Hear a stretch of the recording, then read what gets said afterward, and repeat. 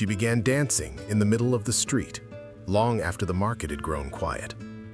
There was no music in the air, no festival in the square, no celebration to explain it. Still, her feet struck the stones again and again, as if obeying a rhythm no one else could hear. At first, the villagers watched from their doorways with mild confusion. But the minutes passed, and the woman never stopped. Her breathing grew heavier, yet her movements continued without pause. Some thought she had gone mad. Others whispered that something darker had taken hold. By the next morning, the story had spread through the narrow streets of the city. People gathered at the corner of the street just to watch her. Hours turned into an entire day, and still she danced. Her shoes scraped endlessly against the cobblestones. Sweat soaked the linen fabric of her dress. Yet she showed no sign of stopping. Soon, another villager began moving the same way. Then another. Within days, dozens of people were dancing in the same strange rhythm. No musicians stood nearby. No celebration had been declared.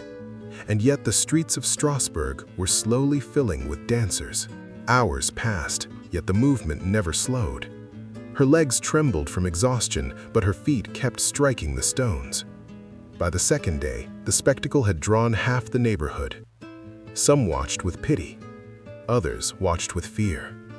Because the dancing looked less like celebration and more like struggle. The woman's body bent forward with fatigue, yet her movements continued without pause. Some thought she had gone mad. Others whispered that something darker had taken hold. By the end of the week, dozens of people were dancing across Strasbourg. They filled the narrow streets. They moved in the market square. And the city could no longer pretend this was an isolated incident. Something strange was spreading, and no one understood why. The city could no longer ignore what was happening. More people began to move in the same uncontrollable rhythm. Some danced until their legs failed beneath them. Others collapsed, only to rise and begin again. Physicians were summoned to observe the strange behavior. They examined the dancers closely, but no wound could explain it, no fever could explain it, and no one could explain why the dancers could not stop. Soon, the streets of Strasbourg began to look like a grim spectacle. Groups gathered to watch. Others prayed quietly from doorways. Because the dancing no longer looked strange, it looked dangerous. And yet, the dancers kept moving, as if something unseen was pulling them forward. The physicians searched for a cause. They checked for wounds. They checked for fever. But the dancers showed neither. Their bodies were exhausted, yet something forced them forward. Soon, the authorities of Strasbourg were forced to intervene, because the dancers were collapsing in the streets. Some could no longer stand, yet even those who fell often tried to rise and continue moving. The city council debated what to do. Some believed the dancers were possessed. Others believed the strange movement needed to be released. So they made a decision that would shock the city. They built stages in the public squares, and they hired musicians. Because they believed the dancers had to dance it out, the music began echoing through the market square. Drums struck a steady rhythm. Strings followed. The musicians played as the dancers stumbled toward the stage. Some villagers believed this would cure them. Others watched in disbelief. Because the dancers looked worse than before. Their movements had grown wild. Their bodies shook with exhaustion, yet the rhythm only drove them harder. Crowds filled the square. The spectacle spread through the city, and the number of dancers continued to rise. Soon, dozens moved together in the same relentless rhythm. Some fell, some screamed, but the music never stopped. The spectacle grew more disturbing with every passing day. What had begun with one woman had spread across the city. Dozens now danced through the streets of Strasbourg. Some staggered through the market square. Others moved along narrow alleyways. Their movements no longer looked like dancing. They looked like suffering. Bodies shook with exhaustion, faces twisted with pain. Still, the music played, and still the dancers moved. Some collapsed suddenly in the heat. Others fell to their knees, but many stood again and continued, as if the rhythm would not release them. And the city watched in growing horror. By the second week, the city was overwhelmed. The dancers no longer numbered in dozens, they numbered in hundreds. Some staggered through the streets in silence. Others moved wildly through the squares. The rhythm had taken hold of the city. Day and night, the movement continued. Sleep came only when bodies collapsed. Even then, the rest never lasted long. Soon, the dancing began again. Doctors had no cure.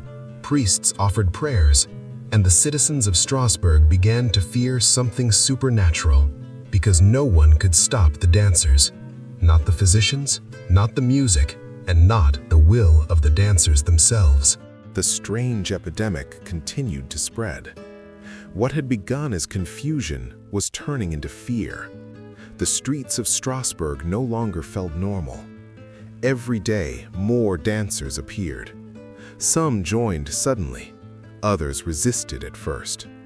But eventually, their bodies began to move the same way.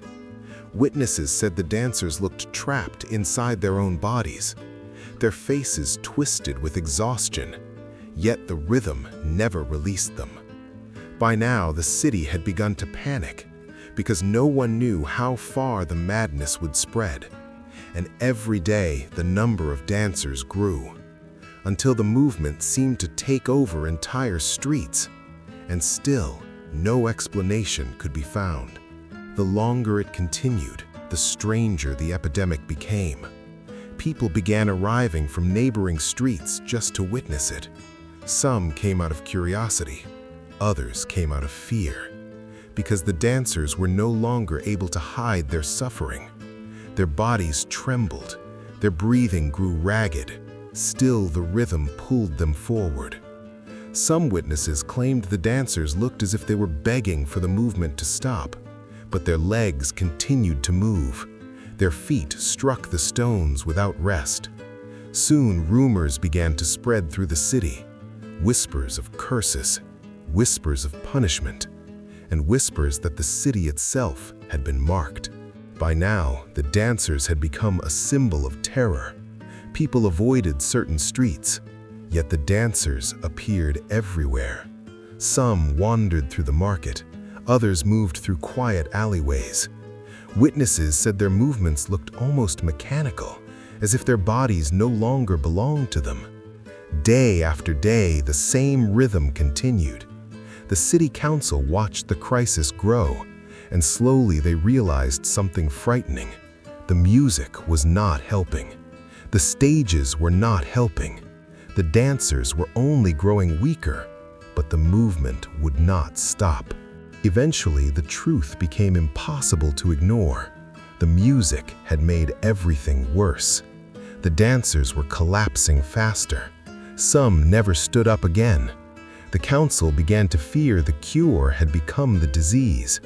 So the stages were dismantled, the musicians were dismissed, and the city tried a different approach. The dancers were taken away from the streets. Many were sent to the shrine of Saint Vitus, because some believed the strange affliction was a curse, a punishment that only prayer could lift. And so the exhausted dancers were led away from Strasbourg. At the shrine, the atmosphere changed. The noise of the city was gone. Only wind moved through the trees. The dancers were led inside one by one. Some could barely stand. Others still moved in weak, involuntary steps. Priests began long rituals of prayer. They placed the dancers before the altar. Candles burned in the quiet chapel. For the first time in weeks, the music was silent. Only breathing filled the room. Slowly, something strange began to happen. Some of the dancers finally stopped. Their legs collapsed beneath them. Others wept from exhaustion. And for the first time, the rhythm began to fade. Word slowly returned to Strasbourg. The strange epidemic had finally begun to fade. Many dancers remained weak for weeks. Some never fully recovered. Others remembered very little of what had happened, only fragments, moments of exhaustion, moments of panic, moments when their bodies simply would not obey them. The streets slowly returned to silence. The stages were gone. The music was gone. But the memory of the dancing remained, and no one in the city ever truly understood what happened. But the mystery never truly disappeared. Years later, people still spoke about the summer of dancing. They remembered the first woman in the street. They remembered the music in the square. They remembered the bodies collapsing on the stones. Some believed it had been a curse. Others believed it was mass hysteria. And some believed the truth was something far stranger. Because even today, historians still debate what happened in Strasbourg. Was it illness, fear, or something the human mind still cannot fully explain? The dancing eventually stopped, but the mystery never did. Records from the time described a city in disbelief. Hundreds had danced, some until collapse, some until death. Yet no clear cause was ever confirmed. Historians would debate it for centuries. Poisoned grain, mass hysteria, religious terror, or something deeper in the human mind. Even today, the dancing plague of 1518 remains one of history's strangest epidemics. A moment when an entire city seemed to lose control of its own bodies, and no one ever truly understood why.